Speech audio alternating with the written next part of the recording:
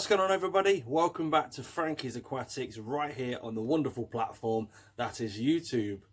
I hope everybody's okay. I hope you had a great week. It's been quite the busy one again for me.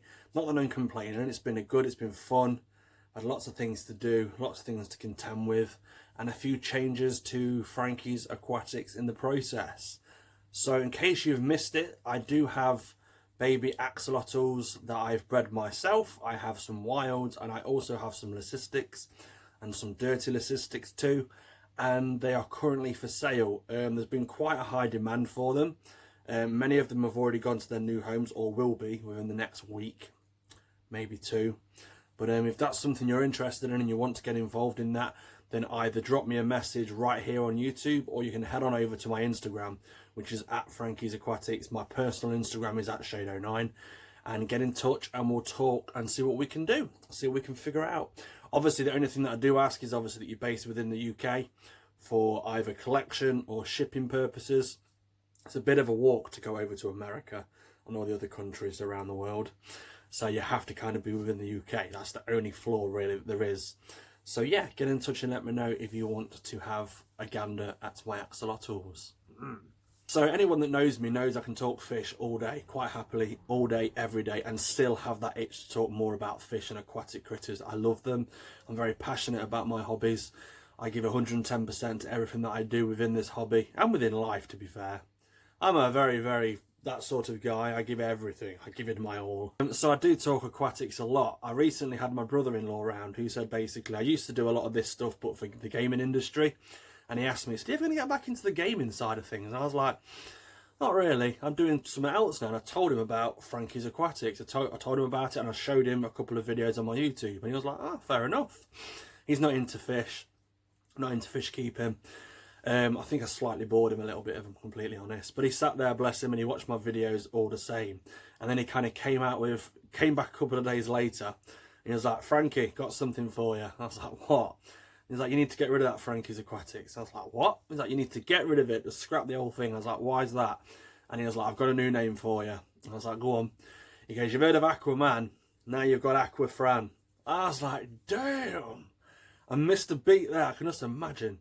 Could you imagine Aquafran? I mean, I haven't got the long hair to go. I've got the beard. That's the, yeah, that'd look good coming out the ocean, wouldn't it? Boop. So today's video is going to be a quick look over some of my aquatic critters. I do have several of them, of course. I have featured many of them in previous videos, but today I wanted to kind of show off another tank that I received over the last week or so. So there was a chap who has decided to step out of the hobby, and he had a quite reasonably sized fish tank that he just wanted to rehome with fish included, and that's where I stepped in. I inherited this fish tank. It's a beautiful tank, and I won't talk about it too much in here because you're going to see it in a moment, but it's a beautiful fish tank with a variation of great fish. Unfortunately, some of the fish weren't doing too well, and I want to do a bit of a disclaimer here. When you get any kind of new fish or new fish tank and they've come in from an outside source, be wise about what you do. Quarantine your fish. So for example, this tank came with its own fish. I'm using that as a quarantine tank. I'm keeping my eye on them. There has been a few sickly fish that I've noticed that have cropped up, unfortunately. A lot of them are quite aged. They are quite old fish. But some of them were showing signs, some of the neon tetras were showing signs of this horrible disease that I've now learned about, called neon tetra disease. It's pretty grim, it's incurable, and it's pretty horrible, and it can wipe out your whole tank if you leave it untreated. So I have had to step up and do horrible things in regards to euthanizing some of the neon tetras, which were showing nothing but terrible signs of the disease. I am going to quarantine the tank for the foreseeable future. I will quarantine the tank for the foreseeable future. Purely as a precaution, and any fish that don't look quite well, I'll be treating in accordance to obviously how I feel they are in regards to that illness. Yeah, it's a horrible disease. It really is brutal. Basically, it's a parasite that kind of builds within the stomach of each fish. And then unfortunately there's no cure for it, or none that I can tend to find that are reliably and truthful, and they tend just to eat away at your fish from the inside out, and eventually your fish will die a horrible, excruciating, painful death. And in the process of that, it's a bit like a zombie outbreak. In the process of that, it's very contagious to other fish that decide to eat that fish once it has passed. So let's say I went to bed last night, one of my fish that was showing signs of it passed away overnight. I wake up this morning to a fish floating at the top, and 3 or 4 fish have already had a nibble at him. There's a very strong chance that those 3 or 4 fish that had a little bit of a nibble, which fish do, there's a very strong chance that they could come down with the same illness. It's horrible. If you're a Halo fan, if you're a gamer and you like Halo, I can only describe it like the Flood from the original Halo series. It's just like that. It's so grim and it's so dire, and it's something that I've never had to experience before. So I'm choosing to go wise. I'm not putting any new fish into the tank. I'm going to keep it as a quarantine tank, and I'm going to stop waffling, and I'm going to show you the tank. So I hope you enjoy it, and I'm going to go this way today because this just looks so appealing. I'm actually going to do it. I'm not joking. This way, watch. Watch. So here's the tank that I'm referring to. This is the Fluval, I believe it's called the Fluval Roma. The Fluval Roma 90 to be precise. It's a 90 litre tank, so it's of a good size, and as you can see, it's a hive of activity at the moment. I've kind of spooked them all out because I've literally just kind of came downstairs and turned the light on. I'm treating the tank as well, mainly as a precaution. There's a few dodgy looking neons to begin with, which I've unfortunately had to euthanize. Not my favourite thing to do, but unfortunately they weren't looking too great, and they probably were showing signs of neon tetra disease. For those of you who don't know what that is, it's a parasite that can absolutely destroy many fish very quickly. It's passed on through numerous ways. So purely as a precaution, I decided to remove the offending looking neons and treat accordingly. But there's a hive of activity with all different sorts of fish in here. So as you can see, there's several tetras that are in there. Again, they're all a bit spooked out at the moment. I've kind of caught them off guard because I'm filming this at night. Obviously you've got your neons, your neon tetras. You've got your black neons in there too. What else do we have in here? I just love the Gouramis personally. Absolutely love them. Very, very shy though. And then we have a black-tailed sharkfish, I believe they're called. I hope I'm saying that right. Very shy, very timid. Currently hiding away in the background over there. And that's what we have. It's a beautiful tank, beautiful setup. I'm very happy to have received this tank. Again, completely quarantining it and treating it as a precaution. I don't want any more sick fish, so I'm treating it accordingly. Currently treating it with several fungal treatments that I use. Not very recommended for betters, but I'm using stress coat as well at the moment. Again, guys, it's purely precautionary. There he is, beautiful boy, looking good. A few scrapes on his tail though, so I'm treating that as well. But there we have it. There is the tank. It's pretty spectacular. I'm sure you'll agree. And hopefully we'll have no more sick fishes. Just be on your whereabouts, people. It's very easy to get carried away when you get a new tank, see the potential and try and rush the process. Obviously use your brain when you get a new tank. Treat the fish as a precaution. I personally do. Keep an eye on the water parameters, because obviously you're going to have to set up a new cycle. This was obviously set up at the previous tenant's house, the previous owner's house, so it was a case of just setting it back up when it came here. I've cycled the tank since. I've used some media out of an old filter that I had running, so it is pretty much cycled now. It's just a case of keeping an eye on the water parameters, making sure everything stays on tap and make sure everything works great, and making sure the fish are happy and also healthy. There he is. I think we named him Boris. Seemed fitting.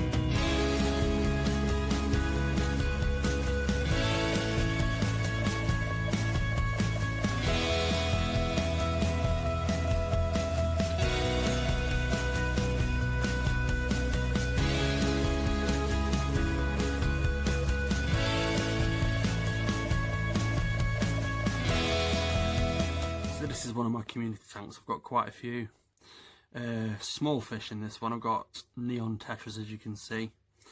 I have a couple of bamboo shrimp in here as well, which are doing absolutely fantastic. I also have my females are in here too. If the camera will take. If the camera will take. Nope. The camera. Oh, there we go. There's one of them. Very pretty girl, likes to show off for a supper. There's one of the bamboo shrimp doing his thing at the back. Also next to the talking catfish. Do you know the way? Everyone's favourite little dude at the back who's settling in lovely. So this tank is doing really well. It's established itself quite nicely. There's a nice harmonious balance of fish in there now. Possibly one of my favourite tanks, if not my favourite tanks, to be honest. It's very busy. It's got lots of hides. As you can see, there's one of the bamboo shrimp doing his thing, going on his hide. It is currently a bottomless tank.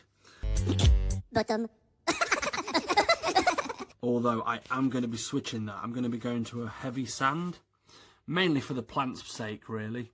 I'm not too bothered. I quite like the look of a bottomless tank. I find it a lot easier to clean. I obviously keep a bit of the algae in because it makes a good snack for many of the little fish that are in there. But it's just mainly for the plants, really. There's another one of the females. Pretty girl. I love her. She's so cute. I love all my fish, to be fair. But Betta's hold a very special place. So yeah, back to what I was talking about. I'm going to put a substrate in here at the bottom. Mainly for... Oh, look at him doing this thing. Bamboo shrimp being a bamboo shrimp, I suppose. I'm going to put a substrate in here. I will get there in the end. I am going to put a substrate in here mainly for the plants because I think it's beneficial to the plants. They've got a better substrate to obviously root into, because as you can see in some of them, they kind of branch out, their roots do, and it is perfectly fine. The plants do okay from that. I said do. They do great from that, but it would help the plants if there was a substrate for it to burrow in and obviously grow out in. So that is the plan, Batman. I will be putting a substrate in here. There is some Cory Catfish in here too. That's one of the shrimps there, look. Oh, shrimpy. Oh, shrimpy. Doing his thing. I love how busy these guys are. Whenever I first put them in, they were very shy, very timid, and you didn't really see them. The other fish never really bothered with them. I'm sorry for the shakiness here. I do apologise. The fish never bothered with them. None of them really. They kind of just left them to it, but they were very shy and very timid. And they spent most of the day hiding in this little cave over here. But as you can see now, the two bamboo shrimp that I do have are doing swimmingly well in there. They're doing a great job of cleaning up, so there's a lot of algae build up on the leaves. And they're doing an absolute splendid job of keeping them nice and clean. And all the fish are happy. There is, like I said a minute ago, there is two Cory Catfish and there's one there at the back. There we go. They're usually at the front doing the thing. But for some reason, I think it's just because they're not long been fed some algae wafers and whatnot. So this guy's actually got no eyes. He actually came to me like that. So yeah, he's a little bit different. So there we go. That is one of my community tanks that I absolutely love and I'm very proud of, to be honest. I think it looks great. A lot of TLC gone into this, but it looks lovely. Go to the divided tank. So on this side we have the OG himself. Beautiful little boy. I say little, he's quite an old chap now. He's an old timer. He's an OG. He's one of my original betters. And his name is Jax. He has been in many of my videos in the past.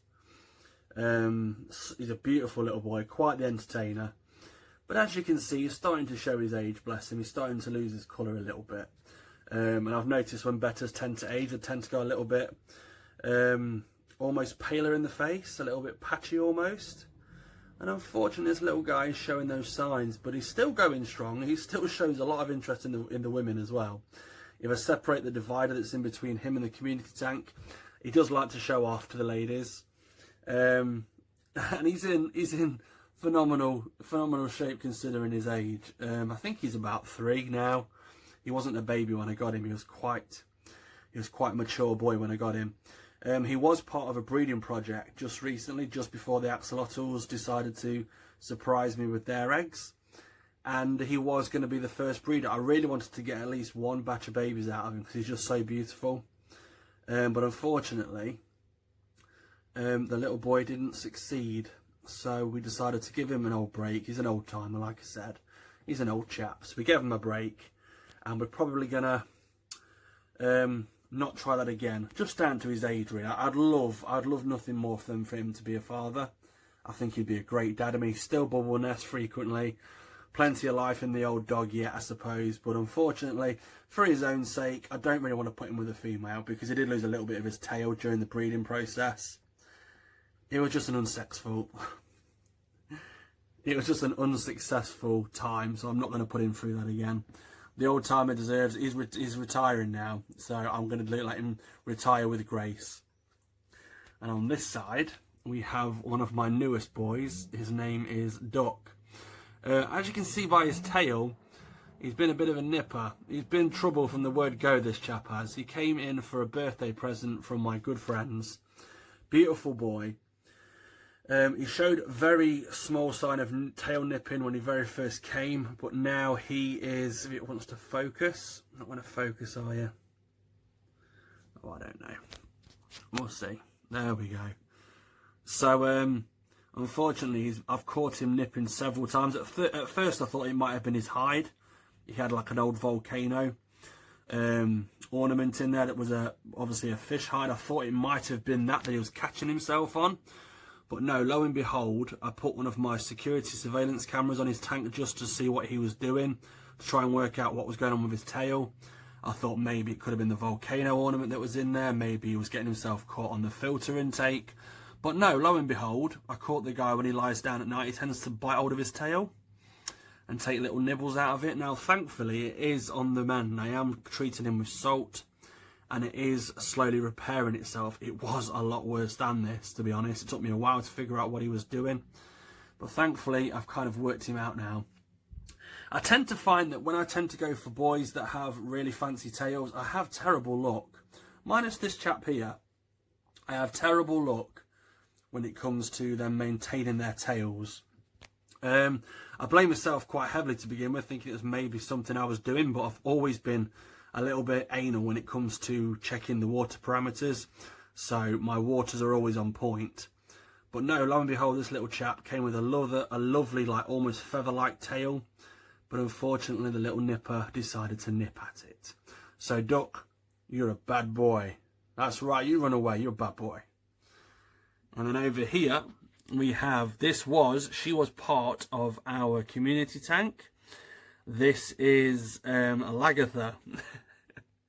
She's a female, beautiful better by no stretch of the imagination, but she's living up to her name. So Lagatha, for those of you who don't know, she's named after Vikings. Ragnar Lothbrok's first wife, Lagatha. She was a Viking warrior, and she absolutely lives up to that name. She's the only one inside of the community tank that gives hell. She literally gives all the fish hell. So I've decided, for everyone's peace of mind, to give her solitary confinement, and she now has her own tank where she can get as grumpy as she likes with herself, and nobody else is going to face the wrath of Lagatha. So beautiful female. Again, had a few problems with the tail. That was mainly due to the fact that when she was part of the community tank, she was an absolute little scrapper. Most of it's healing quite nicely. But as you can see, she's not very photogenic. She's not one for the camera. She likes to be fed bloodworm, and then she likes to be left alone. Isn't that right, lady? Yeah, we see you. We see you hiding away at the back there. And then, of course, everyone's favourite axolotl, we have Pixel, our beautiful female who is the mother of the babies that we currently have for sale. So here she is. I've talked about her numerous times, but people seem to go crazy for her. She's so derpy, and she's so cute, and she's so adorable. But I have found out quite recently, I mean, I've loved axolotls since the very first moment I've seen them. I can remember as a kid, someone found a photo of an axolotl in a textbook at school, and I absolutely loved it. So much so, I'm going to make a confession here, so much so that I stole the book from school and I cut the picture out and took it back. It's the first time I've ever spoke that out, but I did. I took the book from school, I took it home, and I pulled out the page, and I cut this little photo of an axolotl out with a tiny little bit of information that came with it. and I kept it myself. I think I even put it in like a little frame at home. And then I actually returned the book with that page missing. So I'm admitting that I'm a criminal right about now. But I've always been obsessed with them, but I've learned a lot just recently that not everybody gets it. I see these, I call them water puppies. They remind me of little dogs that live in water. So cute. They absolutely steal my heart. They are instantly up there in my top. I just love, for an aquatic critter, if anybody wanted me to recommend anything, it would absolutely be an axolotl. I think they're absolutely amazing. They're adorable, they're cute, they get excited when they see you. They're very food driven. You can kind of, not hold them, but you can kind of train them to come and sit in your hand while they eat. Again, very, very food driven. And for me, they're in my top one. I just love them. So this is everybody's favourite pixel. She's a leucistic, she's a dirty leucistic to be precise. Gorgeous, gorgeous specimen of an axolotl, if I do say so myself. I've had her since she was a tiny little bean, and she's grown out to this lovely freckled face beauty, and I love her so much. And then over this side, if we go across over here on the glass jar, in the back over here, we have the daddy of the group, and this guy is Flick. So I don't know if I'm going to be able to get a better picture of him because he's a little bit freaked out. So as you can probably tell, I have got the light on because I am filming this in the evening. I don't keep the lights on because, as you probably know, they're very sensitive to light. Axolotls, very sensitive. They're not big fans of it. What I do tend to do though, I don't know if I can show this off, is I turn the light. It won't show me, will it? No, it won't show. But I basically turn the bulb so it's facing upwards. So basically only the little bit of the light is actually going to go into the tank and make a difference. This light is on purely for the fact that I'm recording. That's the only reason the light's on. As soon as I stop recording, that light will go off. Little Pufferston at the back there with his gills fluffing up will chill himself out. He'll relax again, he won't look so stressed, and then everything will go back to normal. But these are my two favourite babies that I absolutely love very much. Absolutely adore you. I do. I love you. I could give you a kiss, I'd kiss you.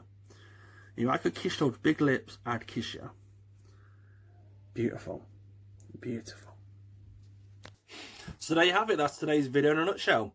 I do like to do these update videos every now and again, just show off my water babies. They all mean so much to me, so I do like the opportunity to get to show them off in a video. So I hope you enjoy this sort of stuff. I really do.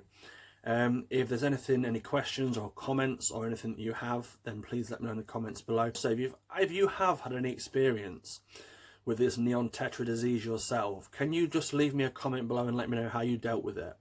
I'm taking every precaution, from euthanizing fish that are showing the signs of it quite heavily, monitoring things, keeping my eye on the water. I'm doing everything within my power to challenge this illness. It's a horrible illness, and it's something that I'm hopefully going to be within control of. I'm going to treat things very precautiously, but any kind of words, comments or advice that you might have, let me know in the comments below. Or is there any other illnesses that you've came across? This hobby is a beautiful hobby, but unfortunately there is a lot of things that can go wrong when it comes to your fish. Tell me your experiences. What have you had? What's been your worst outbreak of something or another? Let me know in the comments below. So if you haven't done so already, please be sure to hit the like button. It just lets me know that I'm doing things that you like and that you enjoy my videos. Also hit the subscribe button, because then it means you're going to get to see all my fun stuff, and it costs nothing as well. It's absolutely free. Can you believe it? It's absolutely free. Amazing. Won't cost you a bean. Not a bean. And then also hit that bell, because that will basically notify you every time I decide to upload a video, which is once a week at the moment. So ding that bell. You can ring my bell. Ring my bell. I'm never doing that again ever. I'm sorry about that. I don't know what came over me. That was awful.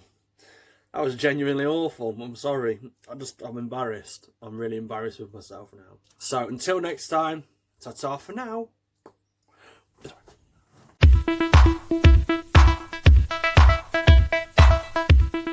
You are my buddy until the end. More than a buddy, you're my best friend.